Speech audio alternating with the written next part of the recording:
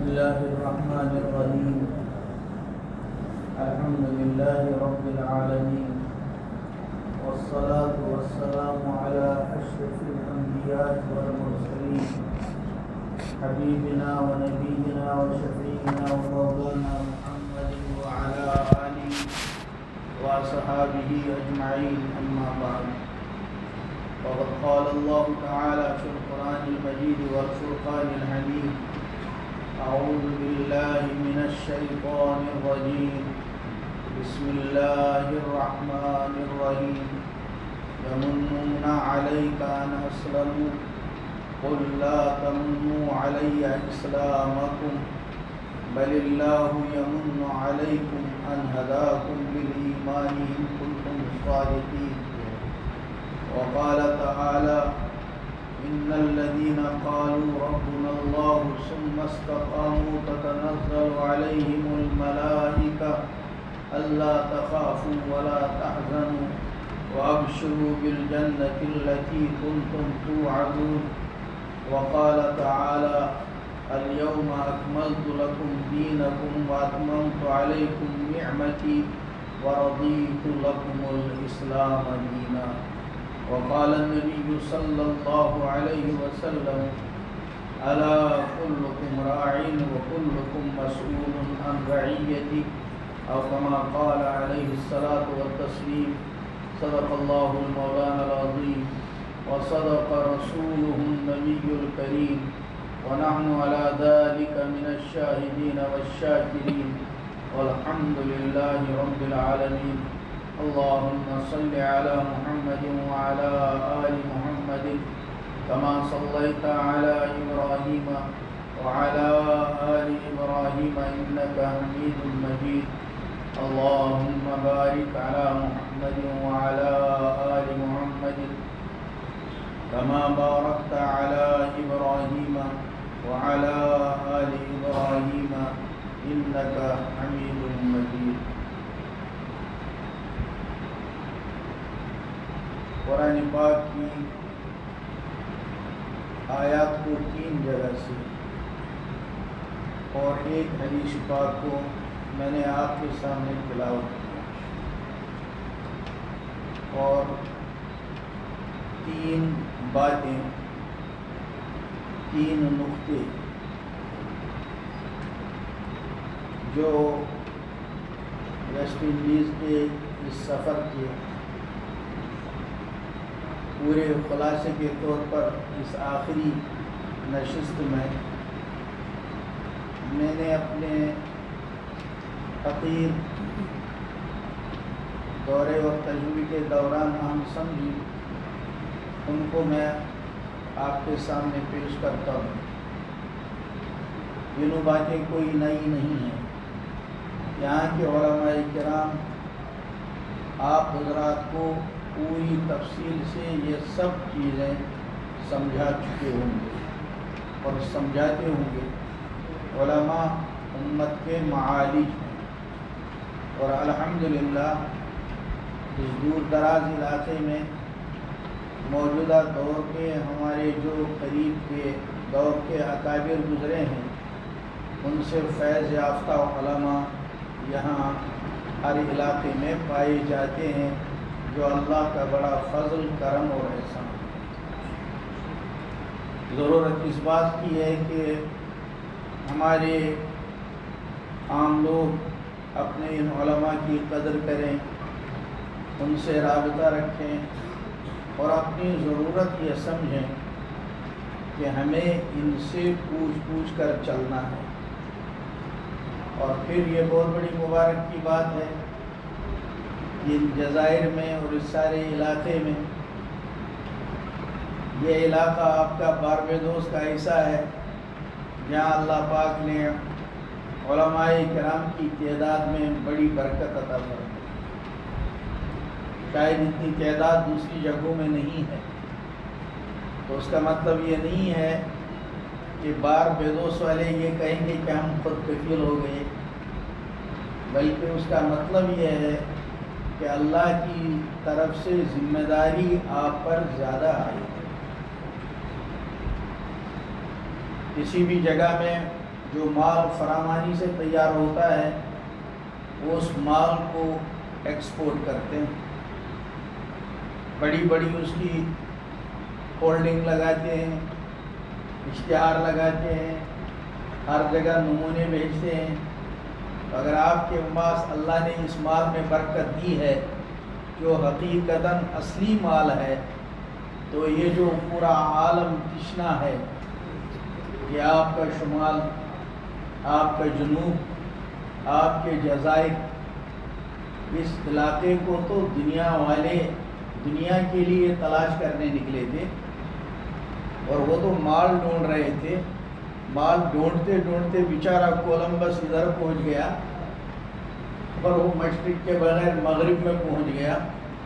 وہ دنیاوی چیز تلاش کرتا تھا، لیکن ان جزائر میں، ان علاقوں میں آپ کو کیا معلوم، اللہ کی جانب سے غیب سے وہ مال اللہ پہنچائے گا جس کو ایمان کی عظیم دولت ہے۔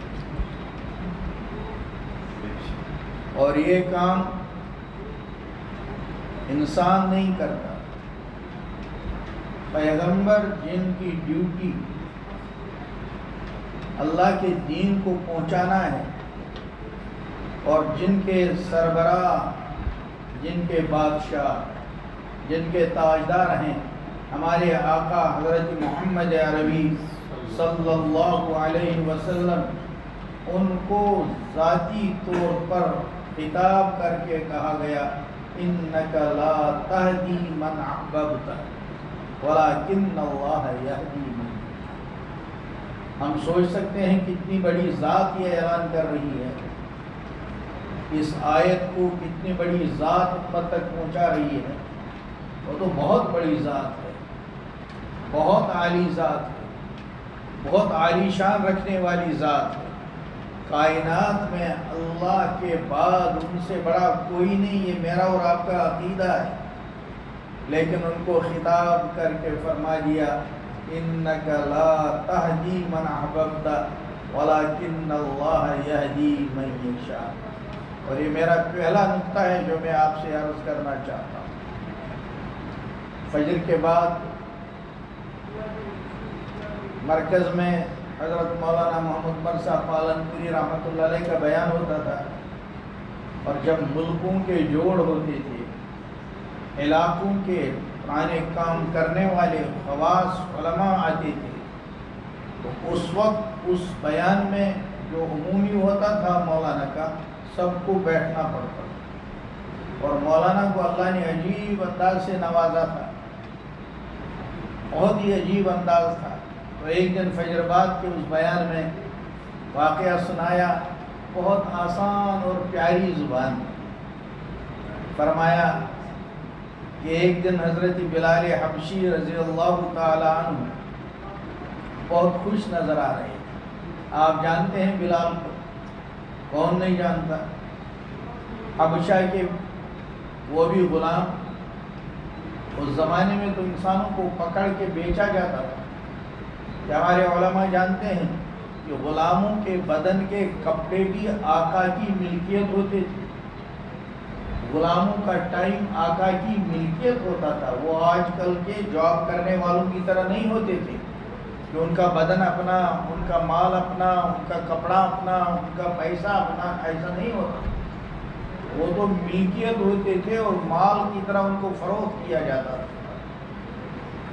اور حبشہ کے رہنے والے یہ تو آج بھی دیکھتے ہیں آپ، اس زمانے میں بھی جس کو لوگ ترقی یافتہ دور کہتے ہیں، اس زمانے میں بھی آپ دیکھتے ہیں بلیک کو، وائٹ کو، ریڈ انڈین کو، اس کو کیسے تقسیم کیا جاتا تھا۔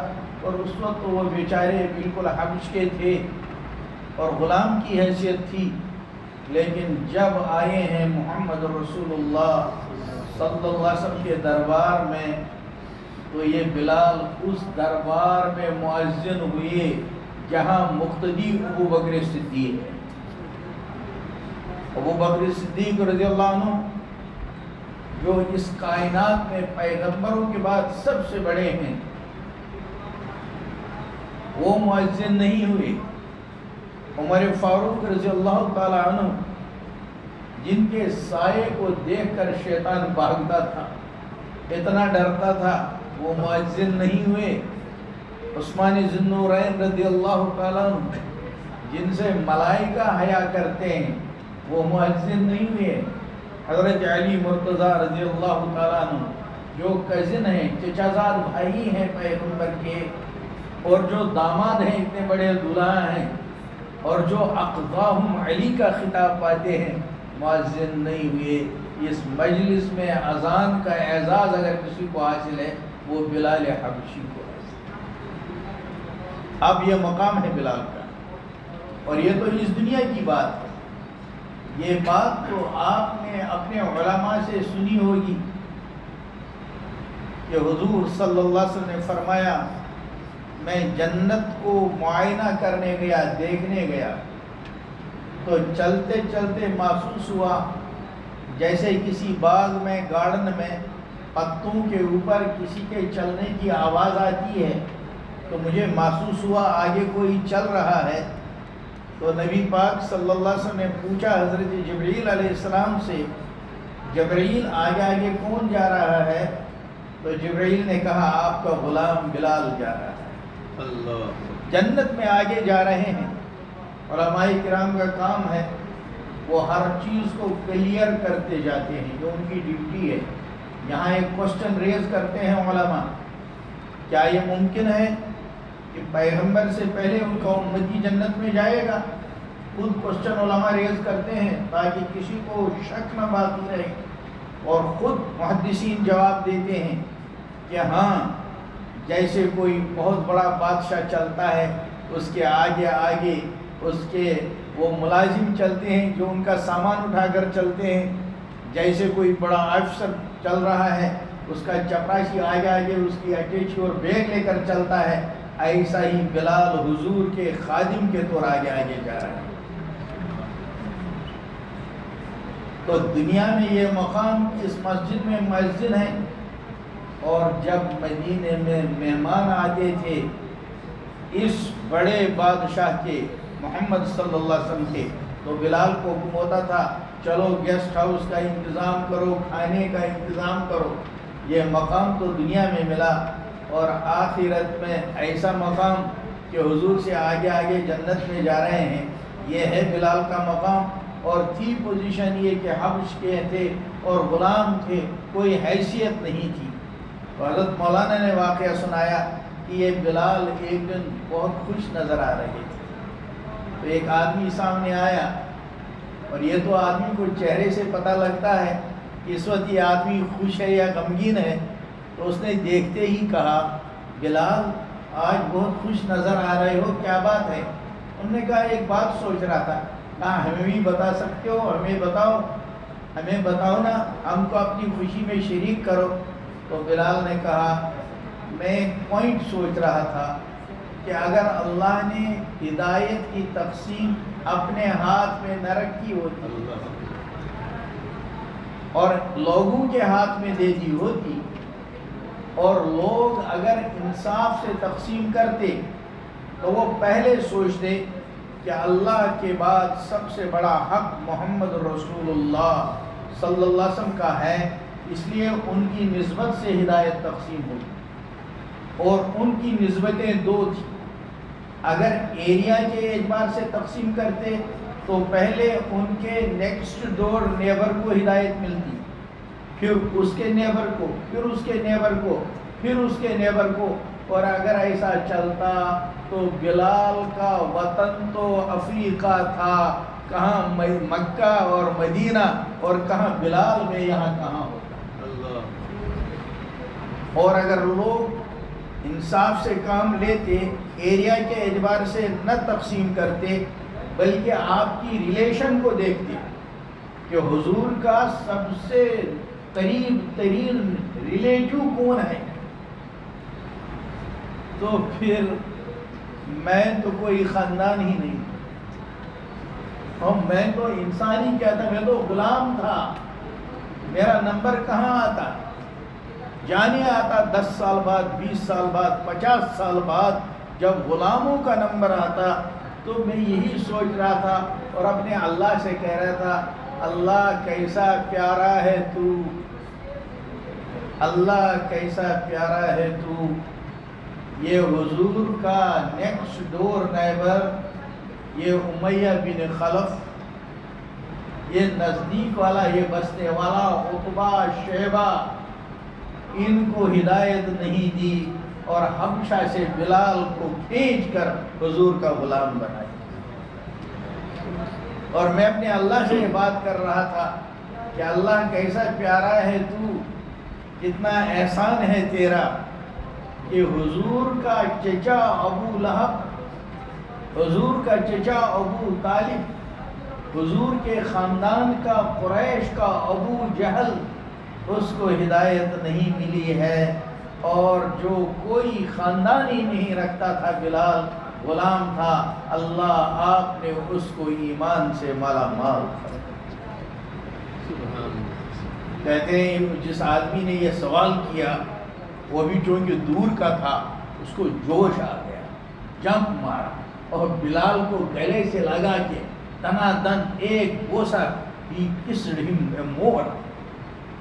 کہا بلال، عمر صحیح کہا کرتے تھے کہ بلال سیدنا اعتقہ سید، بلال کو چھوٹا آدمی مت جانو، بلال ہمارے سردار ہیں، اور اس کو ظالموں سے خریدا ہمارے سردار ابو بکر صدیق رضی اللہ عنہ نے، بہت بڑا آدمی ہے۔ تم نے تو وہ پوائنٹ میرے سامنے بیان کیا کہ میں بھی اللہ کا دیوانہ ہوں۔ میرا پہلا پوائنٹ ہے میرے بھائیوں، کہاں مکہ کہاں ہم، ڈسٹنس کو ناپو، تھک جاتا ہے آدمی جہاز میں، کہاں مدینہ کہاں ہم، کہاں یہ ویسٹ انڈیز اور کہاں باربیڈوس، کہاں ہمارا ہندوستان۔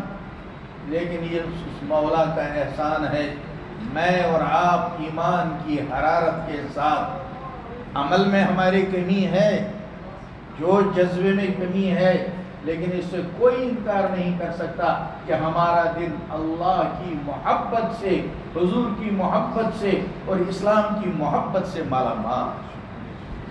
الحمدللہ رب العالمین۔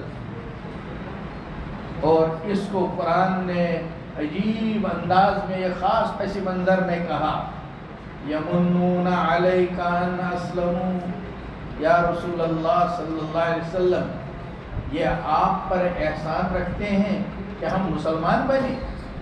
قل، آپ کہیے، لا تمنوا علی اسلامکم، مجھ پر اپنے اسلام کا احسان مت جتاؤ، بل اللہ یمن علیکم ان ہداکم للایمان، لیکن اللہ احسان جتاتا ہے کہ اس اللہ نے تم کو ایمان کی ہدایت عطا کی۔ تو نعمتیں تو اللہ کی لاکھوں ہیں ہم پر۔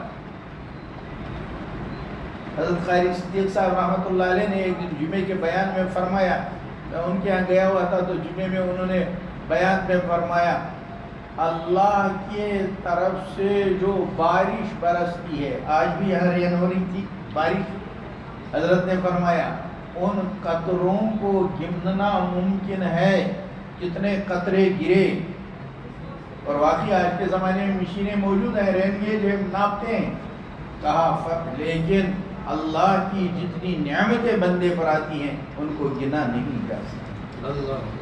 کتنی گنے گا، کہاں تک گنے گا؟ ایک انگلی کا بننا، پھر انگلی کی مومنٹ، پھر انگلی کا نرم ہونا، انگلی کا سخت ہونا، اس میں کتنی نعمت ہے ایک ذرا سی چیز میں۔ پھر آپ پوری بدن کو دیکھیے، غذا کو دیکھیے، کس چیز کو دیکھیے، اور آدمی سوچ بھی نہیں سکتا۔ لیکن ان نعمتوں میں سب سے عظیم نعمت میرے اور آپ کے لیے یہ ایمان ہے۔ اللہ ہمارے ایمان کو سلامت رکھے۔ دوسرا پوائنٹ جو مجھے عرض کرنا تھا وہ یہ ہے کہ یہ ایمان بہت نازک ہے۔ یہ ایمان کبھی ڈاؤن ہوتا ہے، کبھی اپ ہوتا ہے۔ اس کو حدیث پاک نے کہا، الایمان یزید و ینقص، اور آدمی اس کو فیل کرتا ہے۔ بھی آپ کہتے ہوں گے اپنے شیخ سے، مولانا سے، کہ کچھ دنوں میری کیفیت یہ تھی، راستہ چلتا تھا، عورت آتی، لڑکی آتی تو میں نگاہ اوپر نہیں اٹھاتا تھا، الگ کیفیت تھی، لیکن اب کچھ ایسا ہو رہا ہے میرا دل چاہتا ہے دیکھوں یہ کیا ہو رہا ہے، حضرت مجھے علاج کیجیے۔ کبھی ایسا ہوتا تھا میں غیبت کی مجلس میں بیٹھتا بھی نہیں تھا، سنتا بھی نہیں تھا، اور اب بیٹھا رہتا ہوں، محسوس بھی نہیں ہوتا، میں انجوائے کرتا ہوں۔ تو جواب دیں گے مولانا کہ اس وقت ایمان آپ کا بہت گرم تھا اور اس وقت آپ کا ایمان کمزور ہو گیا ہے۔ اور نبی پاک صلی اللہ علیہ وسلم نے فرمایا الایمان یزید و ینقص، کم زیادہ ہوتا رہتا ہے۔ تو دوسرا میرا پوائنٹ یہ ہے، یہ ایمان ہم کو ضرورت ہے پوری زندگی اور پھر اس وقت جب ہم دنیا سے روانہ ہونے والے، اور اس وقت یہ ایمان ہمیں پاورفل چاہیے۔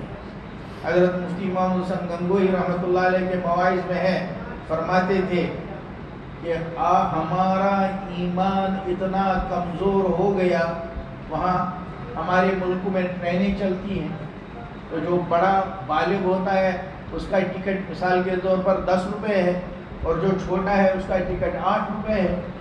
فرماتے تھے ہمارا ایمان اتنا کمزور ہو گیا کہ 10 روپے میں سے 2 روپے بچانے کے لیے ہم ٹکٹ چیکر کو بتاتے ہیں کہ میرا بیٹا 10 سال کا نہیں ہے، 8 ہی سال کا ہے، 2 روپے بچانے کے لیے ہمارا ایمان حرام کے 2 روپے کو نہیں دھکا دے سکتا، جبکہ یہ ایمان اتنا مضبوط ہمیں چاہیے جو قبر کے سانپ کو دھکیل سکے کہ ہٹ جا، میں اس کا ایمان ہوں، تم اس کے قریب نہیں آ سکتے۔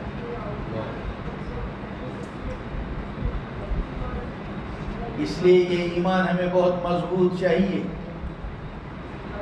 اور اس ایمان پر استقامت لازمی ہے۔ اس لیے قرآن پاک نے کہا ان الذین قالوا ربنا اللہ ثم استقاموا، استقامت کی شرط کے بعد فرمایا کہ آگے پھر ملائکہ آتے ہیں، ملائکہ تلقین کرتے ہیں، تتنزل علیہم الملائکہ، اور وہ تسلی دیتے ہیں دنیا میں بھی اور دنیا سے روانگی کے وقت بھی، اللہ تخافوا ولا تحزنوا، ڈرنا نہیں، آئندہ کیا ہونے والا ہے گھبراؤ نہیں، اور پیچھے جو ہوگا اس پر غم نہ کرو۔ آج حضرت مولانا سنا رہے تھے، حضرت مسیح الامت مولانا مسیح اللہ خان صاحب رحمۃ اللہ علیہ کا ملفوظ، ان حضرات کا ایک جملہ حدیثوں کا نچوڑ۔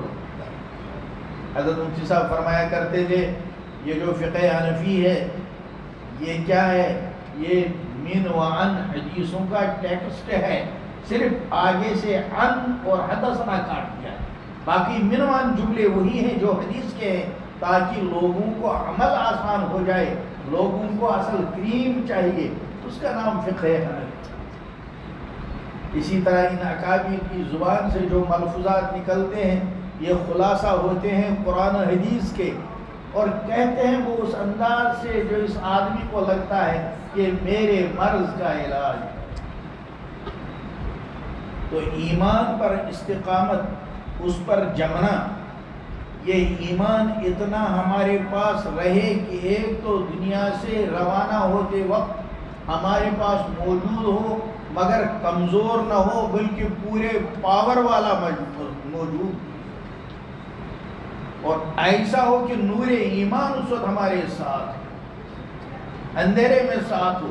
قرآن نے اس کی تعبیر کی نورہم یسعی بین ایدیہم و ایمانہم، اس وقت ان کا نور تیزی سے چل رہا ہوگا، جیسے اندھیرے میں پہلے زمانے میں ٹارچ ہوتی تھی، موبائل تو نہیں تھا، اب تو موبائل کی ٹارچ ہے، اس زمانے میں ویسے بیٹری سیل کی ٹارچ ہوتی تھی تو وہ آگے آگے ادھر ادھر ڈالتے تھے۔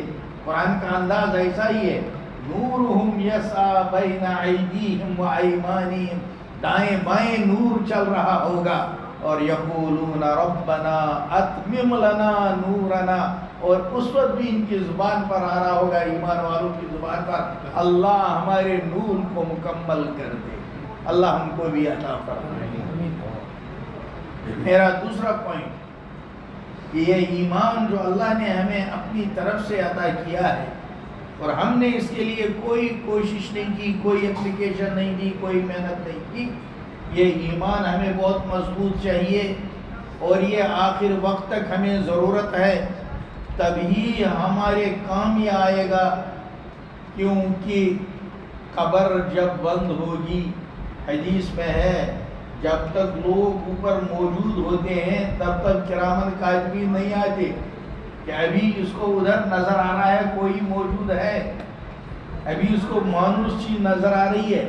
اس لیے حدیث پاک کے الفاظ ہیں قدم کے چلنے کی آواز بھی جب ختم ہو جاتی ہے اب یہ تنہا رہ گیا، اب وہاں کوئی ونڈو بھی نہیں ہے، اب وہاں کوئی لائٹ بھی نہیں ہے، اب وہاں کوئی ایئر کنڈیشن کیا عام ہوا آنے کا ذریعہ نہیں ہے، اور سب کچھ چینج ہو چکا ہے۔ اب تک کرتا پاجامہ شرٹ ٹوپی پہنتا تھا، اب تو اس کا ڈریس بھی چینج ہو گیا ہے، ایسا گھر والوں نے پہنایا جو اس نے زندگی بھر نہیں پہنا تھا، بلکہ دیکھنے سے بھی ڈر لگتا تھا۔ بعض لوگ تو غسل کے وقت مردے کے قریب نہیں جاتے، ایسا ڈر لگتا ہے، اور جب کفن پہنتے ہیں تو پھر تو اور ڈر لگتا ہے۔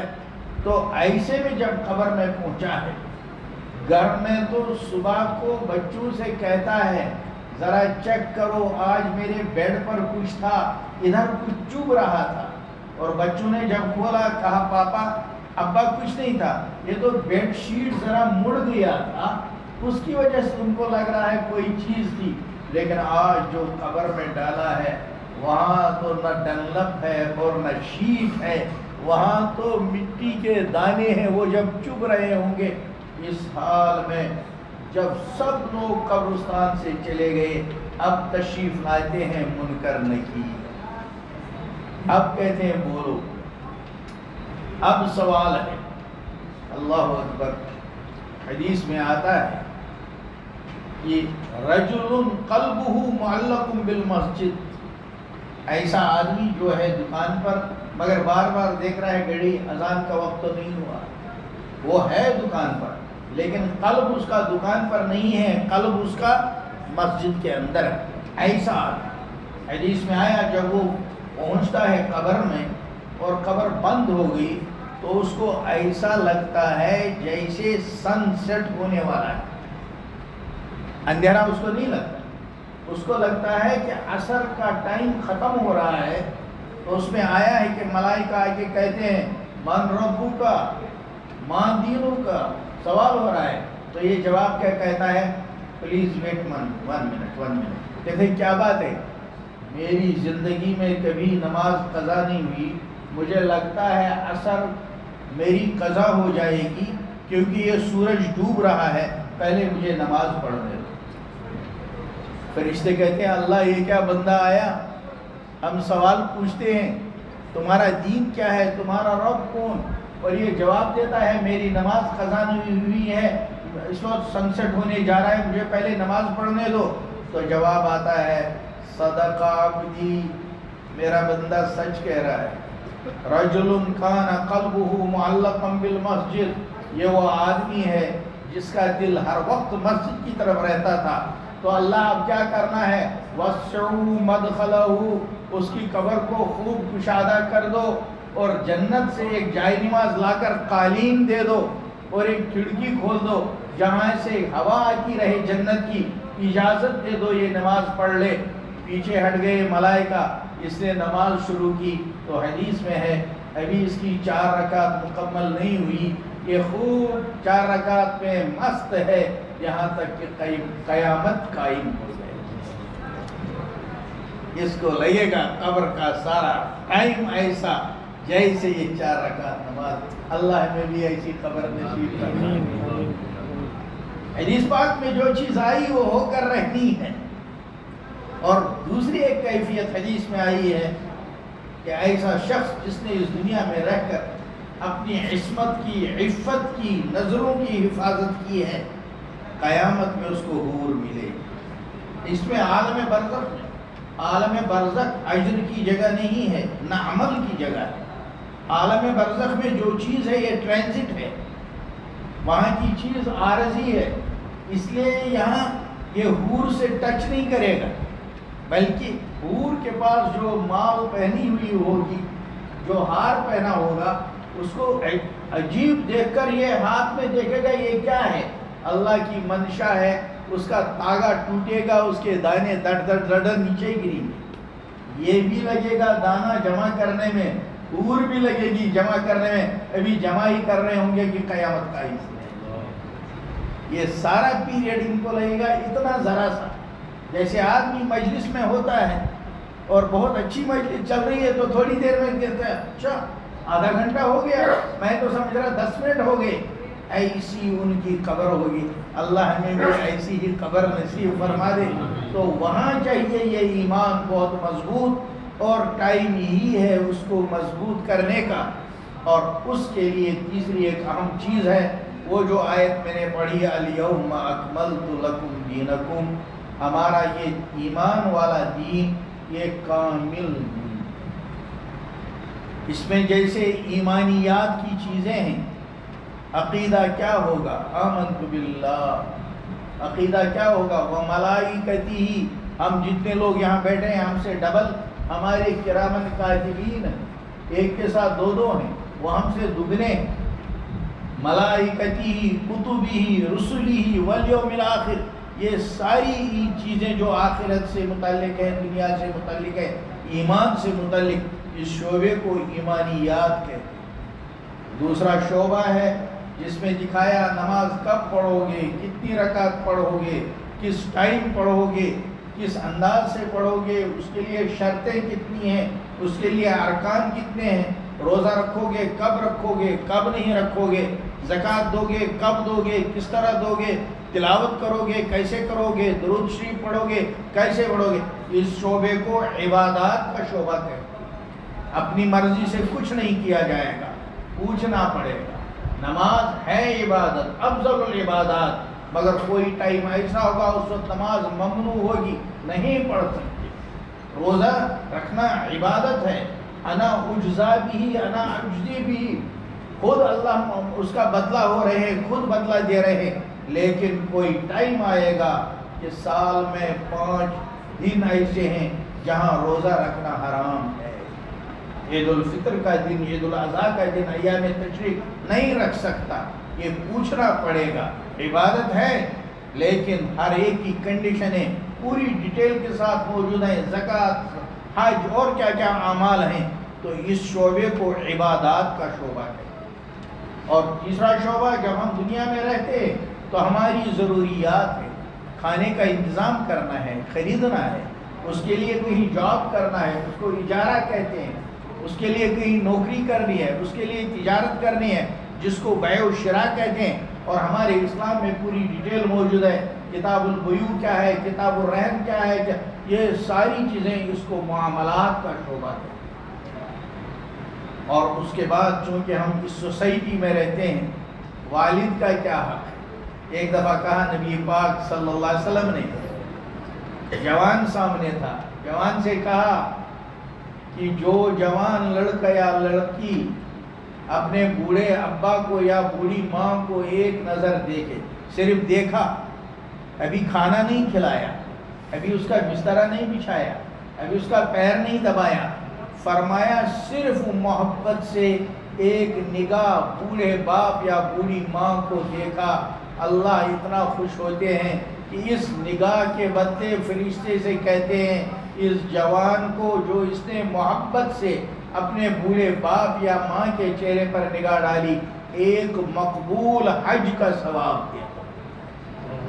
یہ جو واقعات احکام سنائے، والد کا کیا حق ہے، ماں کا کیا حق ہے، بھائی کا کیا حق ہے، بیٹے کا کیا حق ہے، بچوں کا کیا حق ہے، ہمسایہ کا کیا حق ہے، پڑوسی کا کیا حق ہے، اس کو اسلام کا شعبہ معاشرت کہتے ہیں۔ معاملات کیسے کریں گے، شریعت سے پوچھیں گے، معاشرت کیسے اپنائیں گے، شریعت سے پوچھیں گے، دوستی کیسے کریں گے، شریعت سے پوچھیں گے، دشمنی کیسے ہوگی، شریعت سے پوچھیں گے، کسی کا حق ادا کریں گے، جانوروں کا الگ حق بتایا.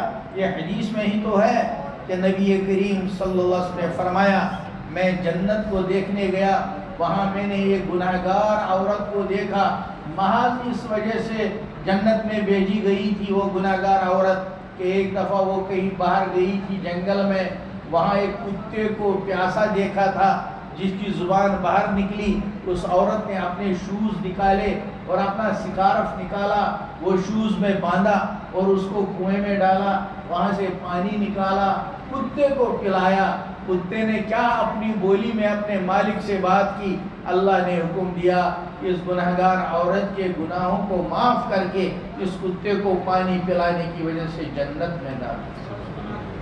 نبی کریم صلی اللہ علیہ وسلم نے اپنی سچی زبان سے فرمایا میں نے اس عورت کو جنت میں دیکھا,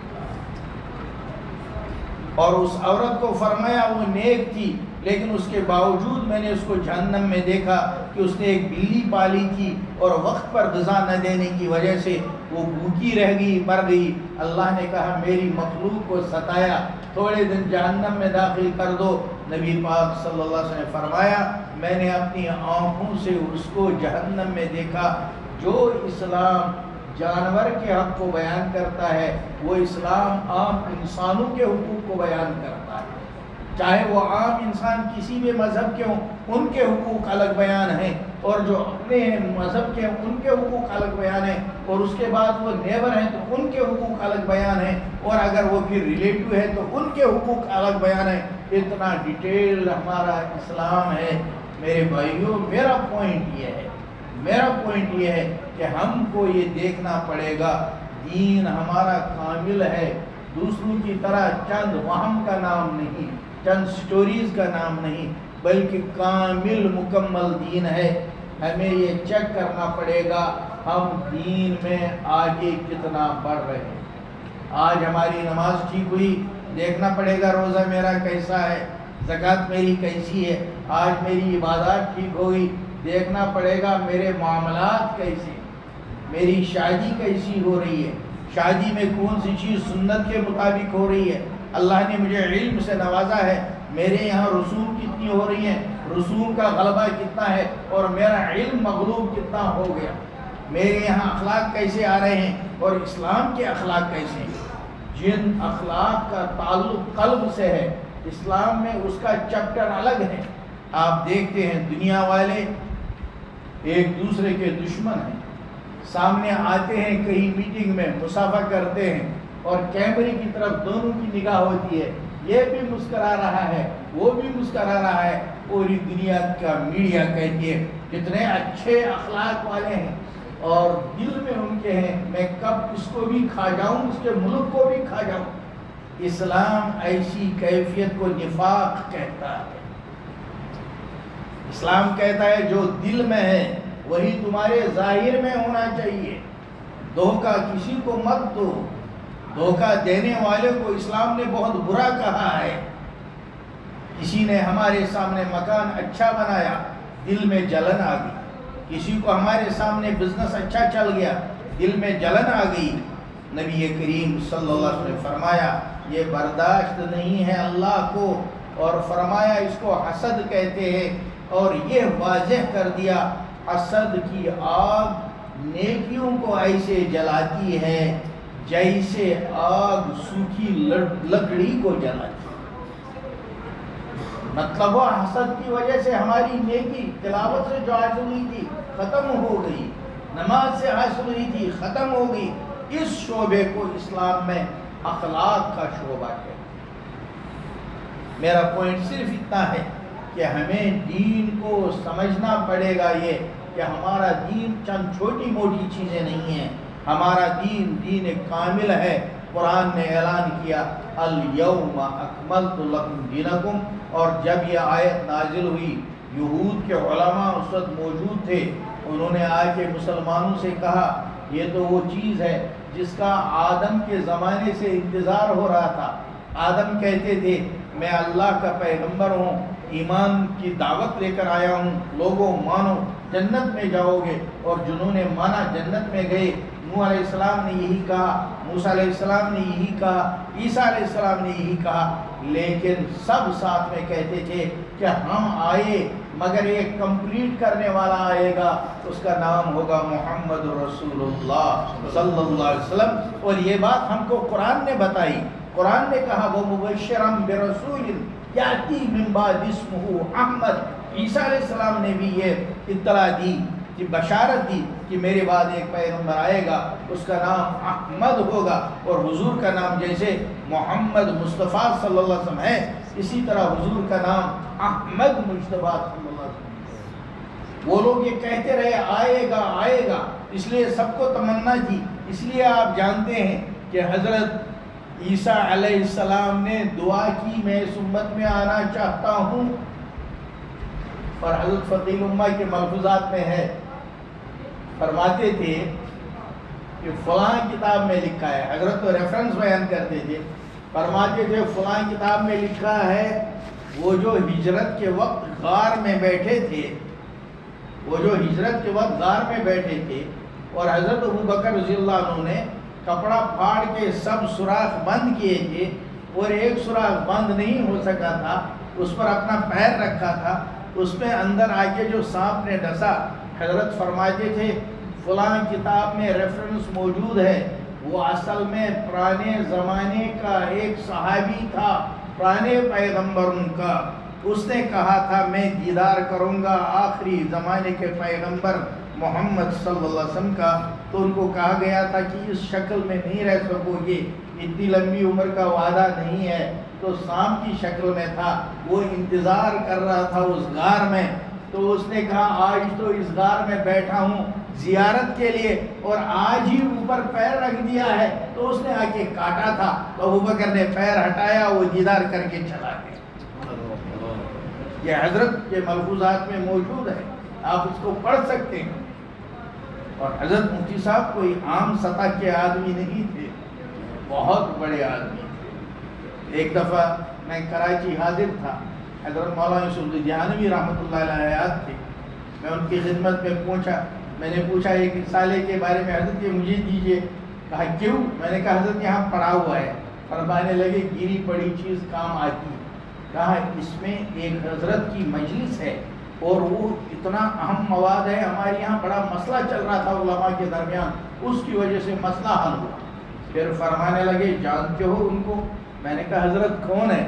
فرمانے لگے ان کا نام ہے مفتی محمود حسن گنگوئی، کہا ان کی مجلس میں، میں نے کہا حضرت وہ تو ہمارے استاد ہیں دیوبند میں۔ فرمانے لگے جب وہ کراچی آتے ہیں اپنے رشتہ داروں کے یہاں، میں ان سے اجازت مانگتا ہوں، کوئی الگ ٹائم مجھے نہیں چاہیے، بلکہ جب حضرت ایئرپورٹ سے گھر کے لیے آپ گاڑی میں بٹھاؤ گے، مجھے صرف اس گاڑی میں ان کے ساتھ بیٹھنے دو، جو مسائل کچھ اٹکتے ہیں۔ حضرت مفتی مولانا یوسف دہانوی اللہ اکبر بڑے امام تھے، بہت بڑے آدمی تھے، بڑے محدث تھے، ختم نبوت کے ان کے کام تھے۔ فرمانے لگے جو ہمارے مسائل اٹکے ہوتے ہیں گاڑی میں بیٹھ کر حضرت سے ان کی ریفرنس پوچھتا ہوں، اس لیے ان کا ٹائم لیتا ہوں۔ ایسے آدمی کی مجلس اس کتاب میں ہے، ایسے بڑے بڑے لوگ اللہ نے ہم کو دیے اور ہمارا ان سے رابطہ ہوا۔ اس لیے ہمارے اس سلسلے پر ہم کو فخر ہونا چاہیے۔ وہ جو قرآن کی آیت ہے وَمَنْ أَحْسَنُ قَوْلًا مِّمَّنْ دَعَا إِلَى اللَّهِ وَعَمِلَ صَالِحًا، دعوت اللہ اس امت کا مقصد ہے، اور یہ اس امت کو خصوصاً یہ اعزاز دیا گیا، ہمارا کام دعوت اللہ ہے۔ وَعَمِلَ صَالِحًا، اپنی ذات کو بھولنا نہیں ہے، اس کے ساتھ ساتھ عمل صالح اپنا ضروری ہے، ایسا نہ ہو کہ دوسرے کا فکر زیادہ ہوا اپنے کو بھولا۔ پھر آخر میں ہے وَقَالَ إِنَّنِي مِنَ الْمُسْلِمِينَ، اور اس میں جو مراحل آتے ہیں ان میں گھبرائے نہیں، فخر کے ساتھ کہے الحمدللہ میں مسلم۔ اسی طرح ہمارا فخر کے ساتھ ہے اللہ نے ہمیں ایسے اکابر، نظام الدین میں حضرت جی مولانا انعام الحسن صاحب رحمۃ اللہ علیہ تشریف فرما ہوتے تھے، ہم دیکھتے تھے، ہم اکثر حضرت کے ساتھ جاتے تھے، ایسے بیٹھتے تھے جیسے بادشاہ بیٹھتا ہے۔ ادھر مولانا اظہار صاحب بیٹھے ہیں، ادھر مولانا عبید اللہ صاحب تشریف فرما ہے، ادھر مولانا عمر صاحب بیٹھے، مولانا عمر صاحب حضرت جی کے سامنے دو زانو تشریف فرما، یہ منظر تھا، اولئک آبائی فجئنی بمثلہ.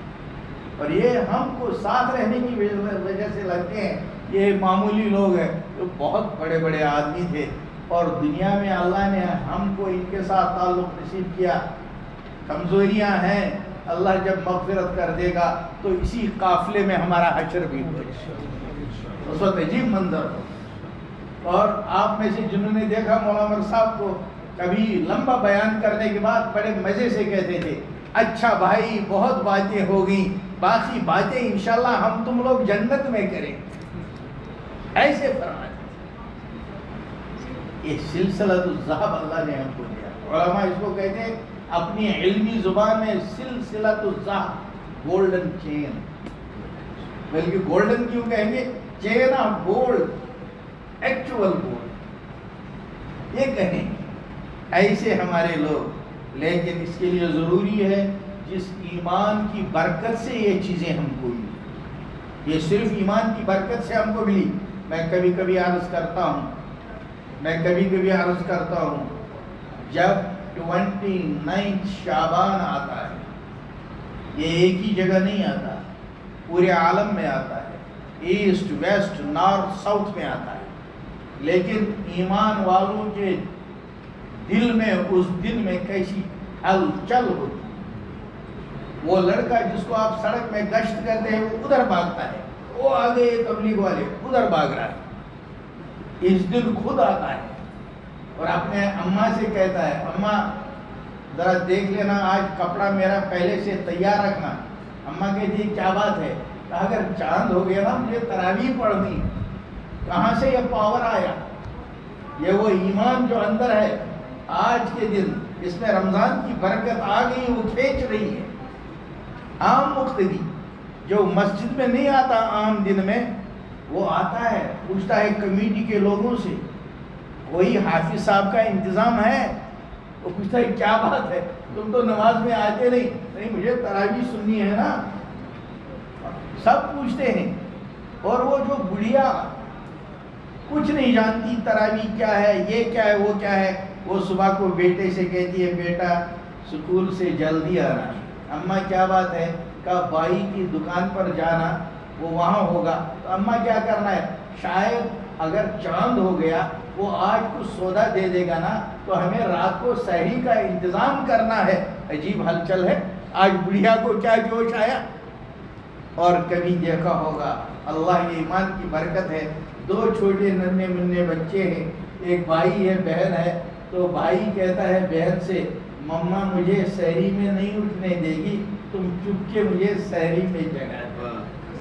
دیکھا ہے دنیا والے ہم سے پوچھنے لگے ایمان والو کیا بات ہے، بڑھیا کو جوش کہاں سے آیا، اس آوارہ لڑکے کو کہاں سے کپڑے کی ضرورت ہے، اس جوان کو کہاں کمیٹی والوں کو حافظ ڈھونڈنے کی ضرورت پڑ رہی ہے، یہ سب کیا ہو رہا ہے. ہم ان سے کہیں گے یہ ہمارا ایمان ہے، جو ایسی چیز ہے ہم آپ کو کھول کر نہیں دکھا سکتے. آج رمضان کی آمد پر ہمارے ایمان میں اس وقت تلاطم ہے، ہلچل ہے، سمندر کی طرح لہر ہے. یہ ایمان کی برکت ہے، یہ ایمان کی برکت ہے. اور یہ برکت قیامت کی صبح تک باقی رہے گی. دعوت کے ذریعے سے دعوت نہ ہوتی تو ہم اس وقت مسجد میں نہ ہوتے، دعوت نہ ہوتی تو ان ملکوں میں ایمان والے نہ ہوتے، دعوت نہ ہوتی تو یہ ایمان مکہ اور مدینہ میں سکڑ کر رہ گیا ہوتا.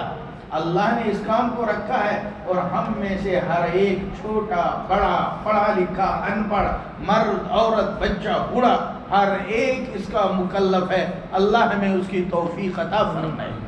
اور یہ ضروری نہیں ہے کہ تبلیغ والے ہمارے تشکیل کرے، یہ تو ہمارا اپنا پروگرام ہونا چاہیے. خود ہم کو سوچنا ہے اللہ ہمیں اس کام کے لیے قبول فرمائے. ہم کبھی مدینہ منورہ پہنچتے ہیں، ہمارے وہاں کے ایک ڈاکٹر صاحب ہیں ابھی بھی ہیں، اب وہ سنتے ہیں مولانا آگے تو وہ آتے حرم میں مولانا کدھر ہے؟ میں فلاں جگہ آتے اور نماز پڑھی کہتے مولانا مدینے کے فلاں محلے میں آج گشت ہے، ٹائم ہے. میں کہتا ہوں ڈاکٹر صاحب ابھی تو پوچھا مدینہ. ارے مولانا آپ نے فلاں بیان میں کہا تھا یہ فضیلت ہے. تو میں کہتا ہوں کیا مجھے ہی سنانے کے لیے میں نے تم کو سنایا؟ مگر اندر دل میں خوشی سے دل باغ باغ ہوتا ہے، کیا اللہ ہماری ایسی قسمت مدینے کی گلی میں ہم گشت کرنے والے، کیا ہماری قسمت ہم مینا اور عرفات میں حاجیوں میں گشت کرنے والے بن جائیں، کیا ہماری حیثیت ہے؟ یہ اس ایمان کی برکت ہے اور اس کام کی برکت ہے جو اللہ نے ہمیں عطا فرمایا، اس کا تو ہمیں خود یہاں سے انتظام رکھنا چاہیے، تمنا رکھنی چاہیے، اللہ مجھے اور میری قیامت تک اولادوں کو اپنے دین کی دعوت کے لیے قبول کر دے، اور اگر کوئی آتا ہے یاد دہانی کے لیے اس کا تو احسان۔ اس لیے میں یہ 3 پوائنٹ عرض کرنا چاہتا تھا۔ پہلا یہ کہ یہ ایمان ہم کو ملا، یہ اللہ کا ہم پر احسان ہے اور اللہ اپنا احسان جتلاتا ہے۔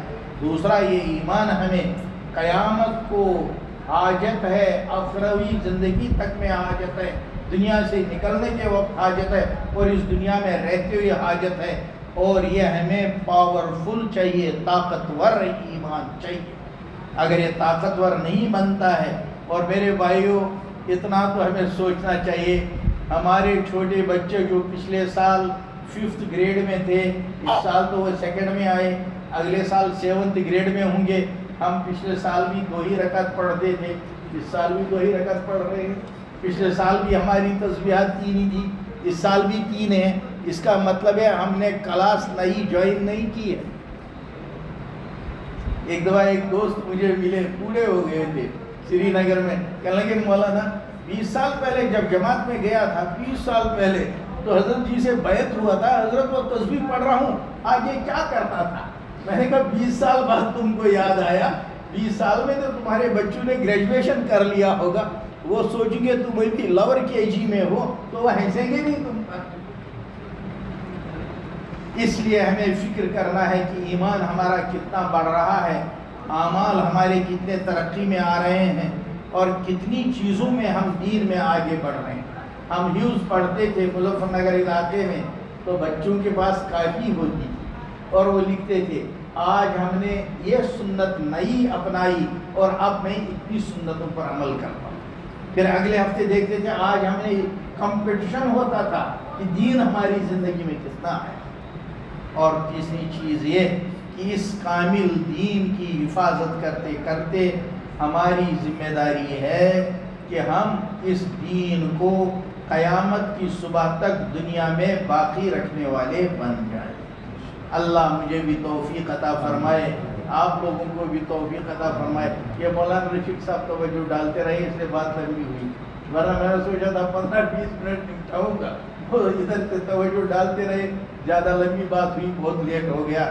میں معافی چاہتا ہوں، اللہ تعالیٰ قبول فرمائے، ہمارے جمع ہونے کو قبول فرمائے، ہمارے کہنے کو سننے کو قبول فرمائے، اور کہنے سننے سے زیادہ عمل کی توفیق عطا فرمائے۔